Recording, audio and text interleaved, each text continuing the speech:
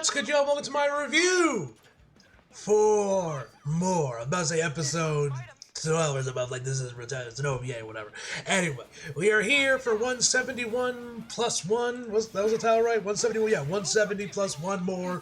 141, 141, 441, excuse me, whatever number you want to call it, more. It's the IZUOCHA episode. It is the IZUOCHA episode, man. It is finally here, ladies and gentlemen. You guys know that this has been a long time coming, ladies and gentlemen. We have waited this for quite some time, man. And man, what an episode it was. Fucking cinema, man. To answer the obvious question I'm sure you're all asking, is this my new favorite episode because it's the IZUOCHA episode? You're damn right it is.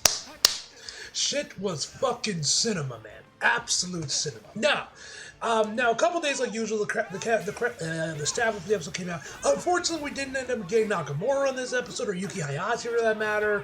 Really, none of the really big names. I think Jason Yao had worked on the episode, was on there, but not Koei Hirata. But at the very least, both Koei, surprisingly, and Nakamura both dropped Izuku sketches that coincide with the episode's release. So they were both there in spirit, in a sense.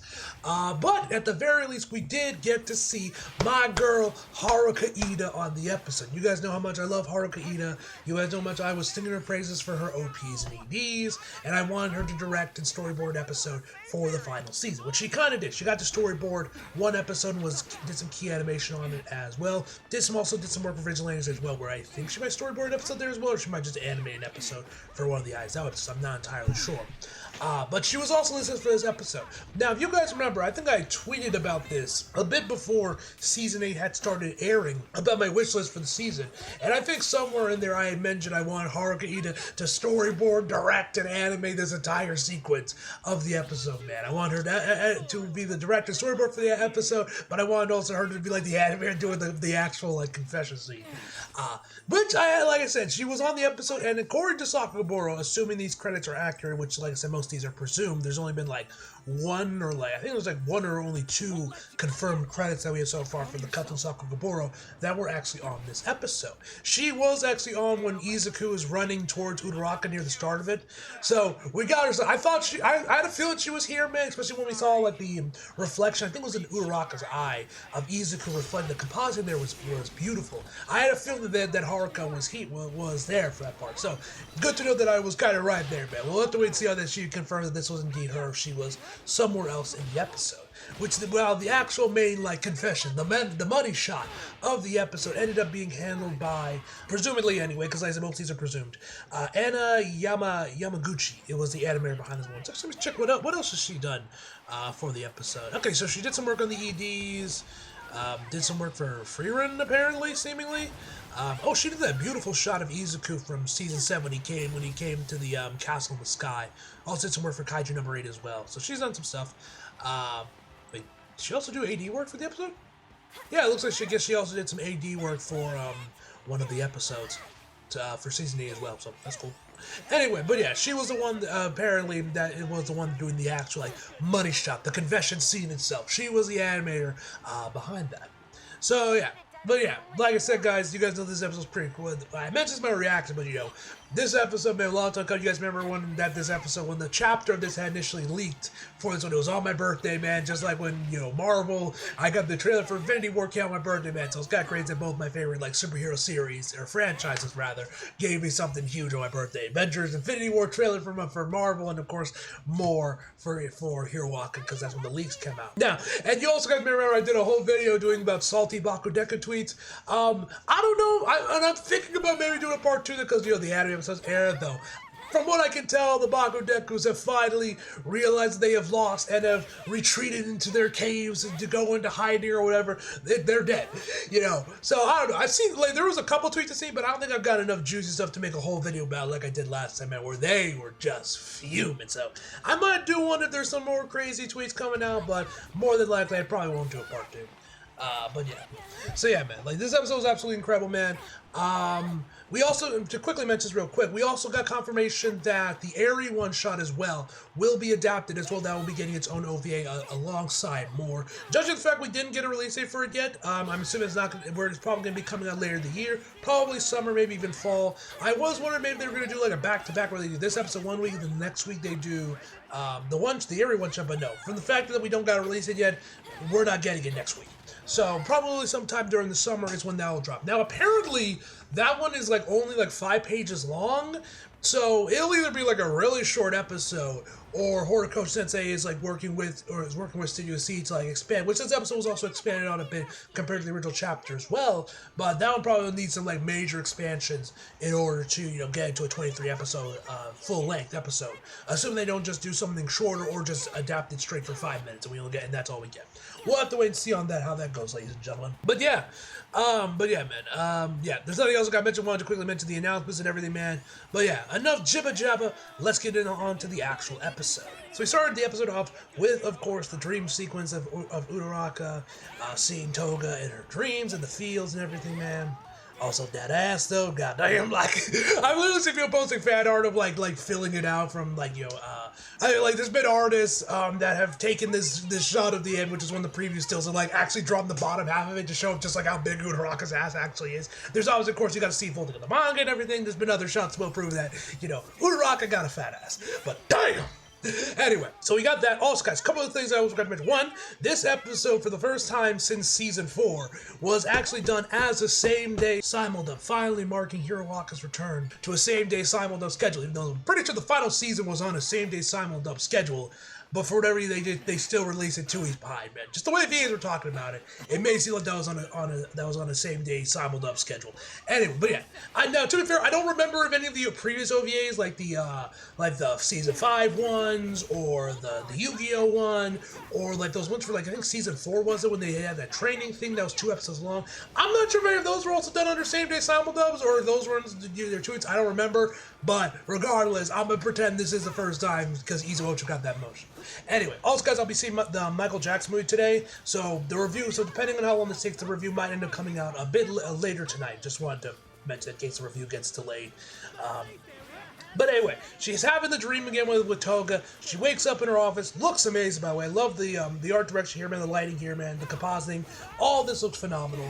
And she's like, same dream again. We get the title card. We get the more OP, which was pretty good. Very much reminiscent of Haruhide. To be fair, it was nothing crazy. It was like just Izuku running with shots from the various episodes in the background and with a green filter on it with the same OP song. We also got the same ED as well that they just tacked on the last half of it near the end of the episode, which I thought was kind of funny. But anyway, by the way, man, it looked amazing, man. I don't know who directed this, man, but it looked cool regardless. So then we cut over back to now it's daytime. Uraraka's there with Sue, Nejire, and the big 3 in general, as we get to see her doing one of her counseling things with one of the schools. Now, I was curious to see if Lucy was at all going to change her voice at all, because as you guys remember, Justin did ended up changing up his voice for Izuku, and when we got to the indulgence, both for episode 1 and later on the end of the season when we got the time skip. So I was kind of curious if Lucy would change her voice at all, since her and Justin did, and she might have. I don't know, man. If she did, it's very subtle in her changes in the way she voices Uraraka, but her voice sounded almost the same. I think it might be a little bit deeper, a little bit different. You can maybe hear a bit more maturity in her voice because she's obviously older now, but it's very slight, if at all, there, man. So it doesn't seem like Lucy, and to me, most of the cats didn't really change their voice as well, but I was kind of curious if Lucy would make any difference. It seems like she might have, but if she did, it's very slight. Anyway, she's explaining to them what's going on with this elementary school and helping out the kids and, trying to do, make sure to help them out with their quirks and everything, man. She mentioned how Hawks has been helping out with getting more funding for the various districts. We also get to see the sleep-deprived guy from Season 3 once again return. Brother still looks like he doesn't get any sleep, even though it's peace times, man. My heart goes out to him, man. Brother, get some goddamn sleep.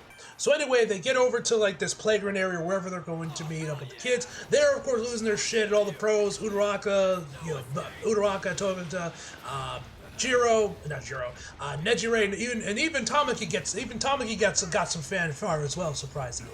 So they're all screaming to Mirio,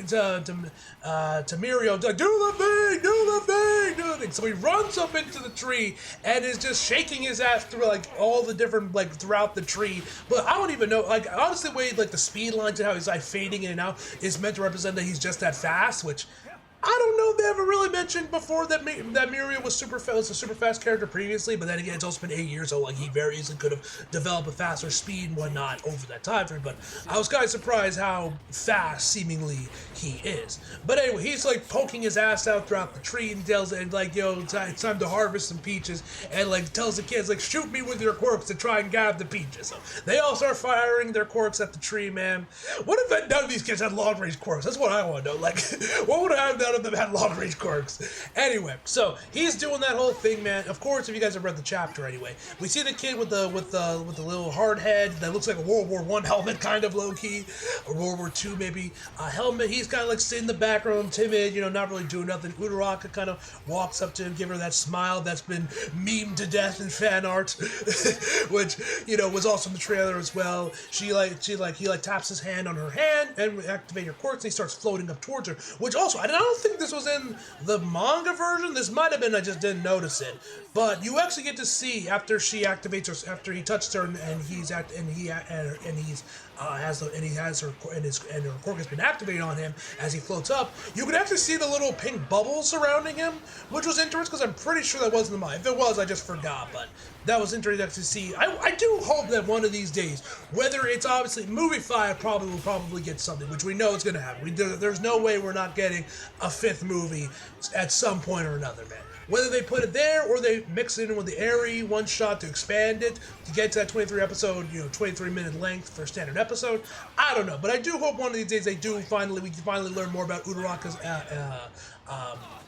awakened quirk and how these bubbles actually work, because it's pretty much just been like all fan theories and speculations played. So hopefully one day we get some straight up answers on how exactly this works. But we'll have to wait and see on that. But anyway, it was cool to see them regardless. So anyway, he floats up there, man, and fires his laser at one of Mirio's ass. He grabbed the peach, so then he mentions like, ow! He mentions that someone hasn't been able to hit him since like some burglars last year apparently. And so he falls down the tree, and they both squat, showing off their asses, calling with the text "Peachy Booty." This Peach of Mirio, man. It is funny, to be fair, but it is ridiculous. Anyway, so after that, all the kids start surrounding and be like, bro, that's so cool, I'm so jealous, etc., etc., etc., etc. Uraraka goes off how great this is, and she loves helping kids, and this is her job. Tamaki gets shot, and because Nejire says that just like you, Amajiki, he's like, I must dig. Even until Tamaki must hide. So anyway, we then cut over to Uraraka and Sue on the train. This is where Uraraka mentions about the dream she's been having for about a month. Doctors say it's fine, and Sue tells her she should get a second opinion, and take this seriously, and she lets stress build up. Uraraka tells her this is a doctor that she recommended, Lamau.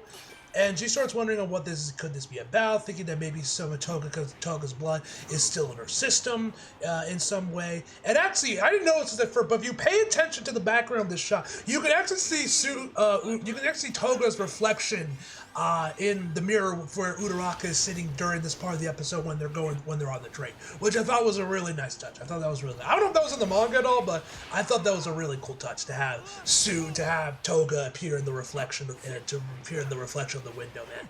Nice touch. Anyway, but yeah, this whole thing about you mentioned about blood, mentioned like, maybe it's like one for all, like an ember. This sounds like some Carnage type shit, because you guys remember with Carnage, if you remember correctly, the Carnage symbiote was like actively fused with Cletus's blood, and I think that's how it actually worked, if I remember correctly. So, knowing Order Goes to I would not be surprised if that maybe was the inspiration for this was Carnage. Anyway, we then get to the AI shot. Yeah, you remember that shit when everyone was saying like, "This is AI, it's AI." Oh my goodness, man! With Bakugo, with the inside of Bakugo's porch. So we see them. We see the three of them: Izuku, Bakugo, and Kirishima in Bakugo's new Porsche. Once again, guys, what are up with these seats? These look like fucking airbags as seats, man. Like, what is up with these seats, man? Izuku is literally just fusing and just sinking further and further into these chairs the further the scene goes along. But anyway, they talk about the whole thing, but like, why am I Deku's chauffeur.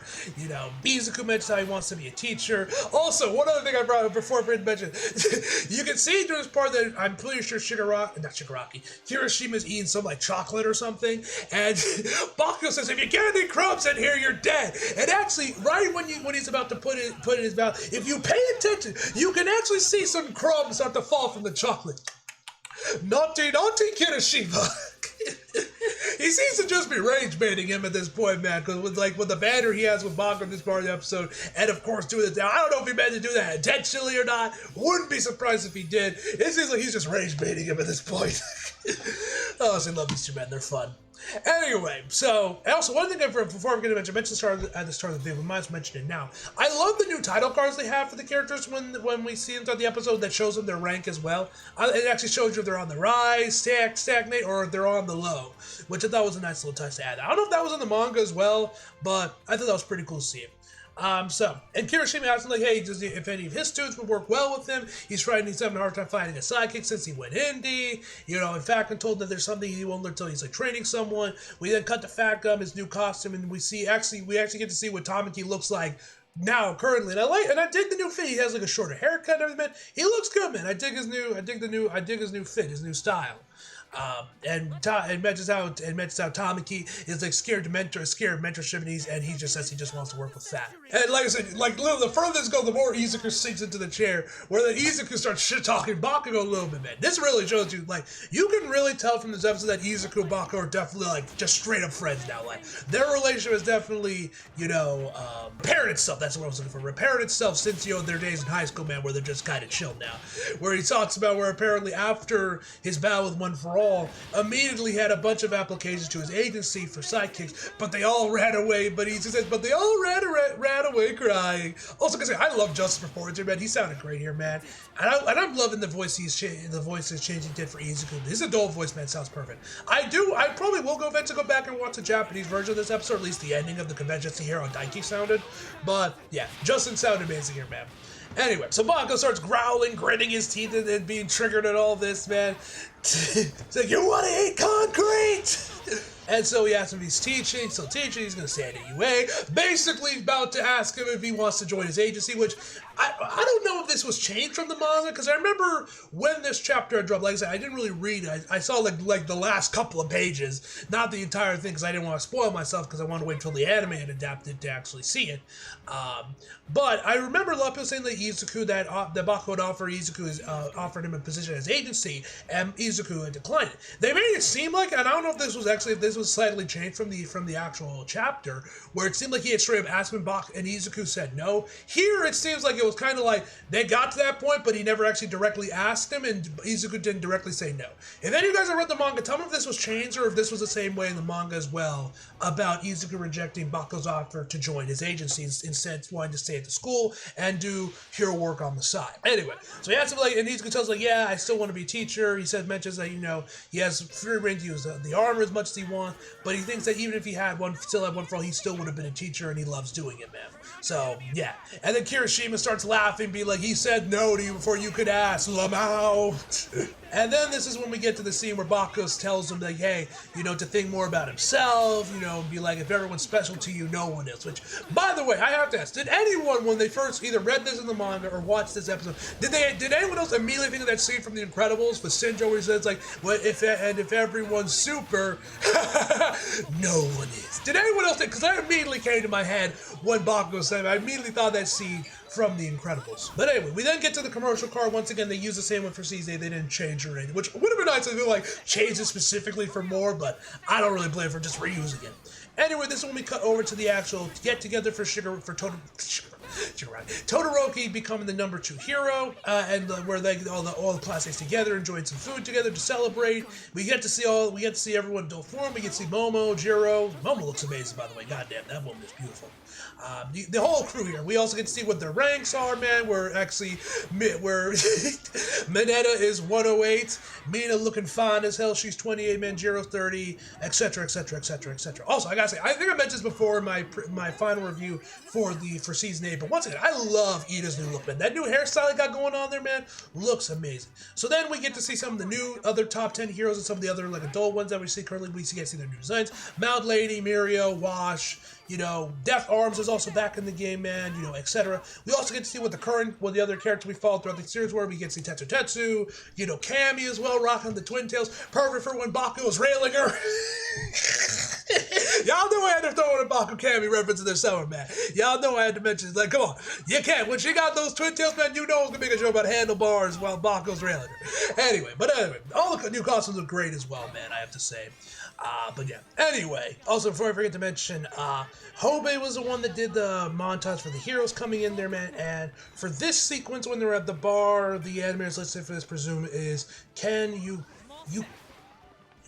Yakura, if I pronounce that right, and Yuki Kuchi, if I pronounce that right. No timestamps are given for either of these animators. They're just listed on the post. So who knows? Who knows what it is? But anyway, the guys are chilling. They're enjoying their time. Also, I love President Mike's new fit as well. So Todoroki finally sits down next to Izuku and Bakugo, mentioning how he overcame, you know, mentioning how much he overcame, and like, you know, destiny and all that. He says he feels like a player in a bigger story, and feels like all his like trials and tribulations, etc., have been some sort of inevitability. Like he's like, you know, like the character in the game or something. And so because of him feeling like that, this is when he mentions he's now enrolled into a place that's learning how to create bowls, chopsticks, and ishikawa. Whatever the fuck that is. I have no... Actually, fuck it. Let me Google this. Let me Google this real quick. Ishikawa?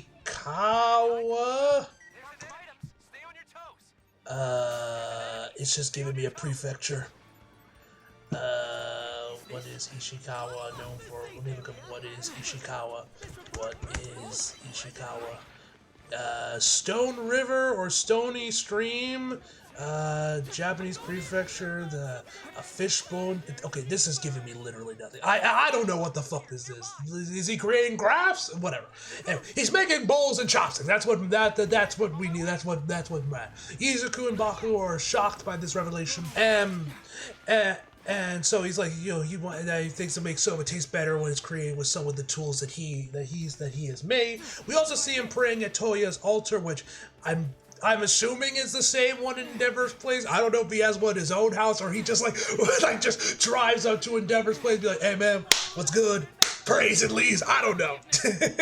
Whatever the case may be. I mean, it looks the same, but this could be his actual house. Or this could be the same one from Toya, from Endeavor's place. But whatever the case may be, you know, he was praying, and we see him praying his altar and everything. They continue on talking, and of course, this is when we get to the big one. This is when we get to the good shit, ladies and gentlemen. The real shit, the reason we are all here, ladies and gentlemen. Izuku looks over to Uraraka, and we then cut over to Jiro, mentioning how Jiro, Momo, and Kaminari, and then Shiro is mentioning how, you know, he's that Kaminari is in the building right next to Jiro's. He's just like, oh, you know, I went indie, and now that building just happened to be open, so I went with it, of course. I'm like, keep telling yourself that, bro. So Izuku's remembering what others have told him about being more selfish and like thinking more about himself and whatnot. Once again, we get some gorgeous shots of Uraraka, and then this is when he looks at her and finally realizes that he's in love with her.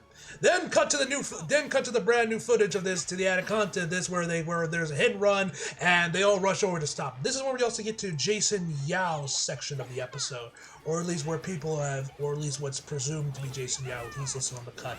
Yeah, and we also have Akira Iwamoto for the bit where when Izuku, Baku, and the others rushing through the buildings to get over there right before we jump into Jason Yao's second when we actually get to the actual car chase. So, animation here was great, by the way, phenomenal work. But also, bro, I'm just gonna say this real quick, and because I said it, and I saw this in the tweets, that's why I mentioned it here, but it's true. Like, imagine being these two crooks. You're out here running from the police on this getaway car, and then the Avengers are sent on you. Like, bruh. Like, honestly, I'm surprised they even bothered fighting at all once the Avengers showed up. But anyway, of course, the team makes quick work of them, stops them dead in their tracks, and of course they are then arrested by the police. Bakugo acts like he's taking all the credit for it, but Izuku tells like, I'm pretty sure Ida beat us both to it, man. And then we see that Ida actually has the same tech as Izuku with the same like nanotech or whatever, like his like the compression sleeves in Izuku's costume, where it kind of like goes in, where it kind of like transforms back into a briefcase, which I thought was pretty cool. Then we cut over to when everyone says their goodbyes. Shoji mentions how he's disappointed that the night is ending so early, and then Todoroki mentions how he paid the tab so they go home. Mina starts screaming out that he was the guest star, their job was there, they were gonna split the bill, and then Momo was like, hey, I guess I'm assuming they're paying him back for whatever the tab was. And Kira and Todoroki mentions like, cash is handy to have. So I'm assuming that's what's happening. I don't even know what exactly is that, but I'm assuming she's just like paying him back for whatever the tab was. So Izuku goes his separate way. Bakugo heads off along having to take Kirishima, Mina, and Kaminari with them on the car to drive back, while everyone goes their separate ways. Sue walks Uraraka rocks Sue to the train station. She goes her own way as well. And then, of course, we get to the scene. We get to the main scene while we're all here, ladies and gentlemen. Where, first off, man, like I mentioned before at the start of the video, man, I love this shot when we get this close up of Uraraka's eye, and you can see the reflection of the streets in her eye, man. Gorgeous shot, man. Absolutely just gorgeous shot. Incredible capacity. And Urara's like, I shouldn't really ask for much more. We get to talk more now that he's a hero, I shouldn't ask more, man. Like, Uraraka's so humble. And then, of course, with some more flashbacks from previous seasons, this is when Izuku runs up to her and be like, Uraraka! Ugh, God. And the amateurs, once again, I'm pretty sure I mentioned the start, but we had Haruka Ida doing the part with Izuku's running towards Uraraka, and then Anna Yamaguchi was the animator for the actual confession scene. Was the animator scene? At least these are the presumed credits so far, but they might change. But anyway, now I'm not gonna do this scene justice at all, man. Justin was awesome, Lucy was awesome. I'm sure Daiki was great as well in the Japanese, which, like I said, I'll probably go back and listen to the Japanese version some point. But Izuku rushes over there, tells her how that he obviously loves all his friends and everyone. They're all special to him. But he was hoping that he wanted to talk to her more. We get close up to Uraraka, then we get another transition back to the dream where Toga mentions that she loves her and says that that's why she wants to push her, and then Toga pushes Uraraka towards Izuku. Animation here looks great when she's jumping on her when she's running on her tippy toes before she falls into Izuku's chest, man. And they're both looking at each other, blushing and everything, man. And then we get some more flashbacks when she was talking with Sue, and then Izuku all nervous and flustered says, so I was wondering, is that cool? Great stuff, man. These two are amazing. And Uraraka's all flustered. She looks back at Toga again. She says, I feel the same, and they bring their hands together in the shape of a heart. Which I will say, one quickly thing before we end the episode, before we end the video off. With one tiny flaw I had, they actually flipped the positioning Izuku and Uraraka. Before, Izuku was on the left side, Uraraka was on the right side. So when they brought their hands together, you could see Izuku's scar. Here it's flipped around so you don't see a scar, which I kind of wish they didn't switch it, because I would have liked to see what Izuku's hand scars look like nowadays. Because I don't think we get a shot of them at all this episode. I could be wrong though, but that would have been done. But I kind of wish they didn't. They didn't I kind of wish they weren't flipped. But then we see